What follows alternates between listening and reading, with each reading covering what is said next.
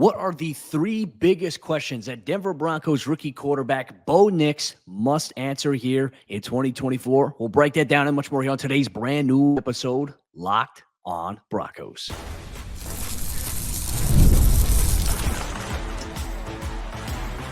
You are Locked on Broncos, your daily Denver Broncos podcast, part of the Locked on Podcast Network, your team every day. Hey, what's up, Broncos Country? Welcome into yet another episode of Locked on Broncos, your daily Denver Broncos podcast, part of the Locked on Podcast Network, your team every day. Thank you once again to all the everydayers out there in Broncos Country for tuning in, making us your first listen of the day every single day. Just a reminder, we have a show for you every single day all year long, so make sure you subscribe or follow for free on YouTube or listen to us wherever you get your podcasts so you never miss out on what's going on with your favorite team every single day all year long. There are three big questions surrounding Broncos rookie quarterback Bo Nix and whether or not he can answer these questions this upcoming season. That's what we'll break down here on today's episode of the show. I'm Cody Roark, Broncos reporter from Mile High Sports, joined alongside, as always, by Sayre Bedinger, site expert over there, predominantlyorange.com. And look, Sayre, rookies are getting ready to report here this week for Broncos training camp, Bo Nix included. And Bo is going to be the subject, really, of today's episode, because I think when you look at maybe the outlook of this upcoming season, if he is the guy, which we anticipate he will be, but let's just say he wins the starting job, what are the three questions he must answer the most, or that must be answered regarding him? And look, I think there are a lot of things, a lot of different ways that we can go. But to me, Sayre, I feel like the biggest question to start off is, will Sean Payton allow Bo Nix to jump into the fire here early? And what do we mean by that? Face the pressure, face the heat, make mistakes, get rattled a little bit. How do you respond? Like, I think that's got to be probably the biggest question to start off this whole series today. And the one thing that we kind of have to go off of to determine the answer to this question is how often I think Sean Payton has pointed out the fact that Bo Nix has started more games at the college level than any other quarterback in college football history. 61 college starts for Bo Nix. And we heard all leading up to the 2024 NFL draft. It's like, Bo Nix is the most pro-ready quarterback coming out. Even if people didn't like him, I think there was a general consensus that, yeah, he's pro-ready. He's played a lot of games. Like, he played in a style of offense there at Oregon that's going to lead well into the pro, arena. And so it's something that, to me, if you were going to throw any rookie quarterback into the fire this year, and I know that others are going to be as well. Caleb Williams named the starter before he even got his official Bears jersey, basically, right? We know there's going to be other rookie quarterbacks thrown to the fire, but for Bo Nix, he kind of feels like the one guy that's like the no-brainer. Like, based on what we saw at college, which was a lot of Bo Nix. I mean, anybody that's watched any college football the last 4 years, you probably saw a handful of Bo Nix games, whether it was Auburn or Oregon games. He's played a ton, and Sean Payton consistently referencing that leads me to believe, Cody, that I think he will be willing to throw him into this proverbial fire. Well, and I'd say if there's any indication from what we've seen early on at OTAs and mini camp, Bo looks ready. Like, he looks like he and Jarrett Stidham are the top two guys here in terms of, okay, you look at Stidham, he's going to be a fifth-year veteran in the National Football League.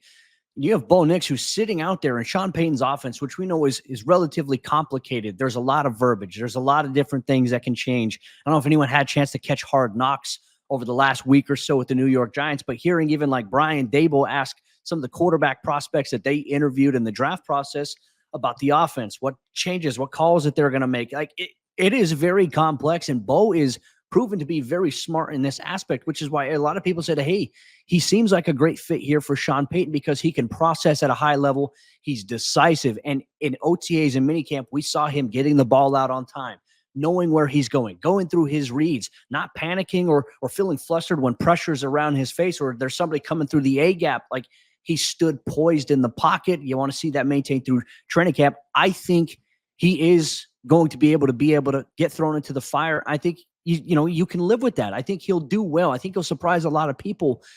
We always see this, and I know this is a conversation. I'm seeing a lot of it, and Sayre, I'm sure you have too, in some of the columns you've written at Predominantly Orange. We've seen it socially on social media. The one thing I see a lot of people saying is like, well, start Jarrett Stidham so that Bo can sit and learn. What is Bo Nix going to learn right now from a guy who doesn't have more than 5 starts in his NFL career right now? Like, that, to me, and that's not a shot at Jarrett Stidham in any way, shape, or form. Jarrett's obviously been in some good QB rooms. He's been around some good coaches. There's things and some nuances that sure Bo can learn. Bo doesn't have to sit in order to learn those things. You get that experience every day in the position, the meeting room, and also while you're out there on the practice field. You get to see it and you get to have that carry over there. To me, the Broncos aren't in a situation, and I consistently see people say, well, Patrick Mahomes sat his rookie year. Patrick Mahomes is behind a guy like Alex Smith, who is arguably in that system with Andy Reid, was one of the best game managers in all of football and was very, very good at his role. And then obviously Patrick came in and benefited. The Broncos aren't in a situation like that. A lot of people make the Jordan Love comments in comparison. The Broncos don't have an Aaron Rodgers ahead of Bo Nix right now to be able to do just that. So for me, it's why waste time? Like, you drafted him, you came away enamored with him in the pre-draft process. To me, Bo is ready for the fire. And I tell you what, just watching Bo the last 2 years at Oregon, because I'm a Ducks fan. I had a chance to watch him up close and personal. He's smart, he's good, and he handles high-pressure situations well. To me, that tells me, hey, can he be Teflon? I feel like he can. I think he can too. And I think it's going to be fascinating to see how he responds quickly in training camp. The dreaded would have been a sack on this play is the one thing that I wonder how much we're going to hear with Bo Nix out there, because that to me is one of the biggest strengths of his game, is not taking those sacks. And avoiding pressure doesn't always mean, well, he's getting rid of the ball before the pressure gets there in practice. I mean, he could do that by getting outside the pocket and avoiding that way. And it's tough to tell that in a practice environment always. But that was the number one thing that Sean Payton referenced when people are asking, like, you want to make a change at the quarterback position. You want to upgrade that spot. Like, what is the biggest thing that has to change from last year? The first thing that he pointed out was we took too many sacks. I mean, and sacks are drive killers. Sacks are essentially, they can be turnovers. They can shave points off the board. How many times were the Broncos in field goal range and then they dropped out of field goal range because they took a sack or two? Or how many times were they in a favorable red zone situation and got sacked out of the favorable red zone situation? I mean, it was too many. Russell Wilson alone was sacked 46 times last year, and then Jarrett Stidham, I think, another 7 or 8. So it was too many, and it wasn't all on the offensive line. I know you and I have discussed that before, but what Bo Nix brings to the table is this guy who, what did he take? 10 sacks over the last 2 years at Oregon. I mean, he was rarely sacked. And that was something that he did intentionally, getting rid of the ball, avoiding pressure, understanding where pressure is coming from. That's another reason why I feel like, man, he just has the mental capacity to be thrown into the fire right away, because he's not going to go out there and he's not going to be mentally overwhelmed. Like you mentioned, when these guys are doing pre-draft interviews and they're going through the install and getting on the whiteboard, like, what did Sean Payton say? Once again, we can reference the things that he's already said. The guy got into his car after meeting with Bo Nix and was dumbfounded that he's not a higher potential draft pick. Like, he blew them away on the whiteboard in the preparation process. And they threw a lot at him. According to Sean Payton, I mean, they didn't take it easy on Bo Nix. Like, they put a lot on his plate, and it was a short turnaround from his pro day where they prepped for weeks for those pro days. And then to come back the next day when you're exhausted, you feel like that weight is lifted off your shoulders from performing at the pro day. Now you've got to do a quick install meeting with Sean Payton and the Denver Broncos and impress them. Like, everything about Bo Nix, Cody, to me screams that he's ready to be thrown into the fire. Broncos Country, we want to hear from you. What's your level of confidence in terms of Bo? Do you think he should be able to be thrown into the fire here early on as a rookie in the National Football League? Make sure you let us know if you're listening or watching Locked On Broncos, wherever you get your podcasts, or available on YouTube. But we have some bigger questions as well that are coming up here. Can Bo take his bumps and bruises and nicks along the way in the eyes of the fan base and also in the eyes of the coaching staff? Can he make mistakes and still grow? That's a huge question we'll get to here on today's episode, Locked On Broncos. This show is sponsored by BetterHelp. Comparison is the thief of joy, and it's easy to envy other people's lives. It might look like they have it all together on their Instagram or social media, but in reality, not everybody does.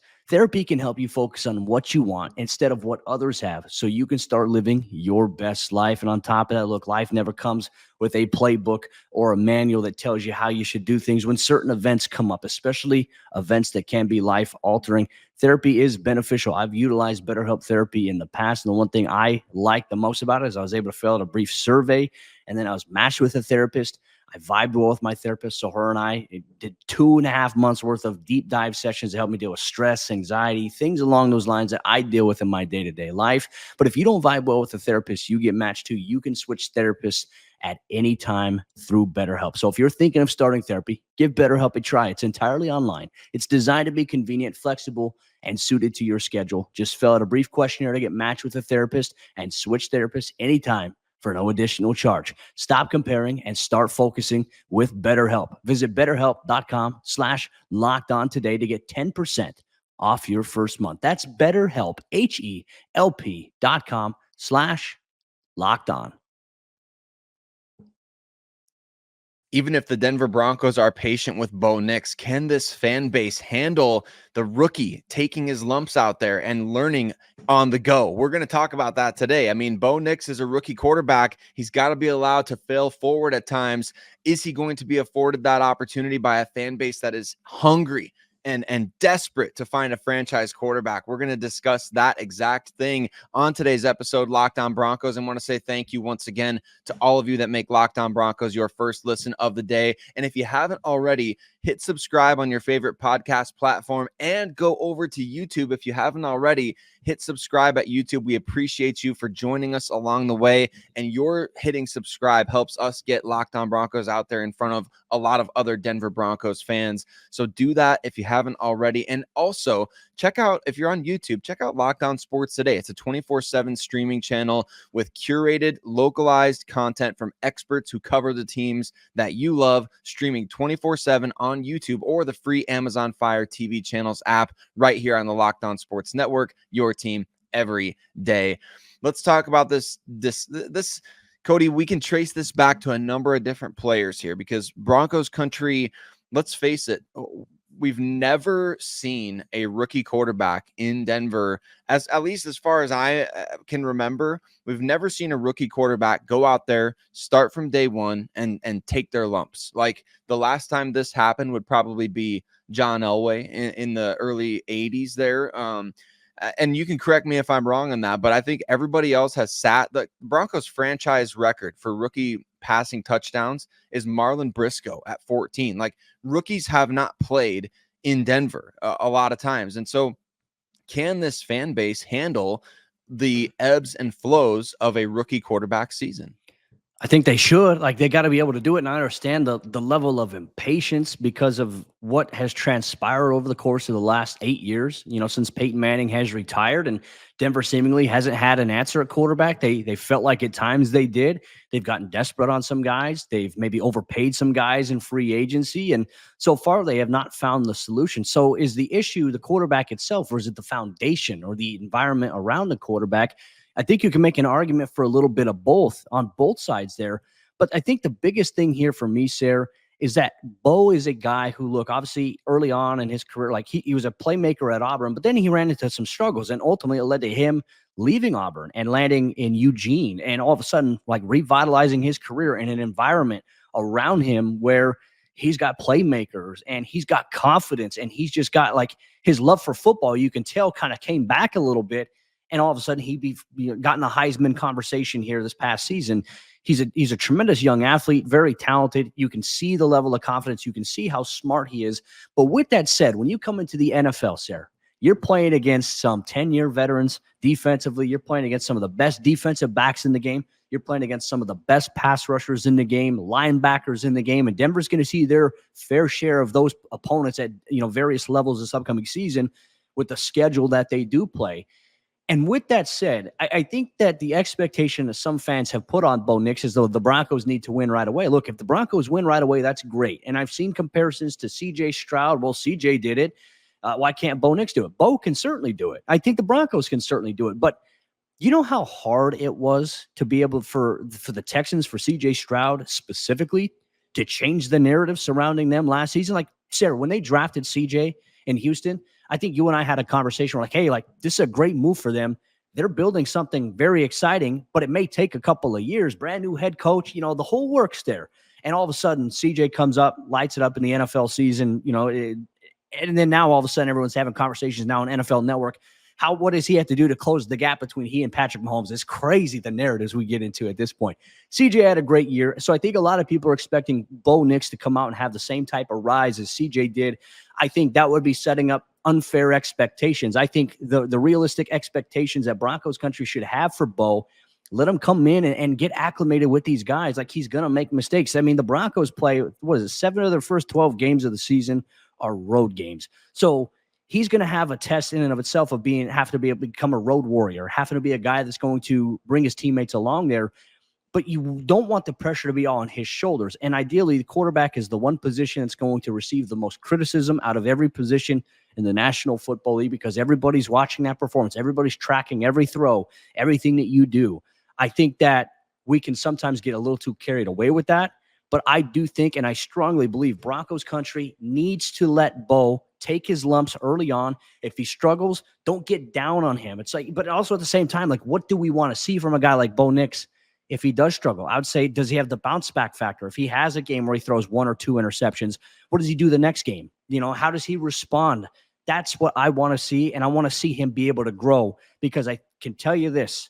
The fan base, despite them being, a loud section there, I don't think Bo pays attention to all that, which is a good thing, but it can get to a young guy. It can, Cody. And that's one of the toughest things is like, how is he going to bounce back? We don't know that yet because that's going to be the NFL is a completely different game than college football. And there's so much more pressure added in. I know that Bo takes very seriously what he does out there, and we've seen some of his work habits behind the scenes. He definitely carries himself like a professional. But what does happen when all of a sudden you're going through a stretch there of, man, you're turning the ball over a lot, or you're just not finding a groove in the offense. You're all of a sudden taking a bunch of heat from the media. People on ESPN and NFL Network are talking about you in the negative light, and there's mock drafts out there that are projecting you to be replaced in the next draft. I mean, there's all of these different things that's like, we're going to find out pretty quickly how mentally tough Bo Nix is. And we know he is mentally tough because, well, he was the starting quarterback at Auburn. I don't know how many more pressure-filled situations there are in college football. No offense to the Ducks program. I think those people down in Alabama are brutal when it comes to the quarterbacks of Alabama and Auburn and what those guys do in the SEC in terms of the way that they play and the level. Like, he was getting just absolutely blasted by folks anytime he came up short when he was at Auburn. I still remember those times, Cody, because as such a young guy, you're like, man, let the guy live out there a little bit, right? But that's kind of a lesson learned for Broncos country. It's like, we don't know what it's like to go through the ebbs and flows of a rookie quarterback season unless you were there for John Elway's rookie year. And I wasn't even born yet, Cody. You weren't even born yet. Like, unless you were there for those types of moments, like, we don't know what it's like. Jay Cutler, he didn't play his rookie year. Tim Tebow didn't play until the end of his rookie season. Like, Paxton Lynch played 2 or 3 games his rookie year, and Drew Lock 4 or 5 games at the end of it. We just don't know what it's like to have an entire year of this. And so I think for Bo Nix, you've got to allow him to take some of these lumps. If he turns the ball over in a clutch situation, a game the Broncos could win, but he played a great game otherwise, are you going to see the forest for the trees, right? Are you going to be able to say, man, he played a great game, made a big mistake there at the end, but we're seeing the process play out. I hope that Broncos fans can figure this out collectively together, because we're not just calling out everybody and saying, you need to be patient. It's like, I need to figure it out. I don't know what it's like to have to be patient for a rookie quarterback and to be able to evaluate every game during the regular season, almost like a preseason game, is going to be tough because we want the Broncos to win and we believe that they're talented enough to win. We saw it last year, but are we going to be okay if they're not winning and Bo is still playing well? That is going to be one of the most fascinating aspects of this 2024 season. It certainly is. It'll be a talking point. It'll be something that everyone's looking at every single week. And look, Broncos country, we want to know from you, like, where are you at? Are you in a level or a realm where you're like, I can be patient with Bo? If the Broncos struggle, but he is growing, he's making strides, he's playing well. There's things that you can see like, okay, hey, I'm comfortable that he can be the guy. Does that change things for you? Even if it means the Broncos don't necessarily have a successful season, even if you see the steps in terms of him rising into being a potential franchise quarterback for the team? That's a huge question we'll leave with here on today's episode, Lockdown Broncos. But there's another thing as well about playing quarterback. It's not only about what you can do, it's can you elevate the talent around you? Can Bo Nix do that here in the Mile High City? We'll debate and discuss here on today's episode, Lockdown Broncos. Today's episode of Lockdown Broncos is brought to you by our friends over there at the Game Time app. And getting tickets to your favorite events that are going on here, whether that's sports, concerts, comedy, theater events, whatever's going on in your area, the Game Time app gives you exclusive deals to be able to attend those at the best prices that are available, including Major League Baseball. Baseball season is in full swing, and Game Time is an authorized ticket marketplace of the MLB, which makes getting tickets faster and easier. Prices on the Game Time app, they actually go down the closer that it gets to the first pitch with killer last-minute deals, all-in prices, views from your seat, and their lowest price guarantee. Game Time takes the guesswork out of buying MLB tickets and other things going on in your area. One of the best features inside the Game Time app, outside of good prices, is the fact that they have seat views where you can see a panoramic view of the action at the venue you're going to attend before you even go. So check it out. Take the guesswork out of buying MLB tickets with Game Time. Download the Game Time app, create an account, and use code LOCKEDONNFL for $20 off your first purchase. Terms apply. Again, create an account, redeem code LOCKEDONNFL for $20 off. Download Game Time today. Last minute tickets, lowest price guaranteed. Can Bo Nix elevate the players around him, whether that's the wide receiver, the tight end, fullback, running back, even guys on the bench that may be in a rotational role, the 12th man? Can Bo elevate what they can do well in order for the Broncos offense to take the next step forward this upcoming season? That's the question we'll open up here on today's episode, Lockdown Broncos. Real quick, want to say thank you once again for tuning in, making us your first listen. You can get this show for free on YouTube or wherever you get your podcast, so make sure you subscribe or follow here. Sayre, let's get into this conversation, because I think often at times, and you're seeing this conversation not just with rookie quarterbacks, you're also seeing this as well, like this offseason cycle from media outlets surrounding guys like Lamar Jackson, Justin Herbert. And a lot of these questions are, can these players maximize the talent around them?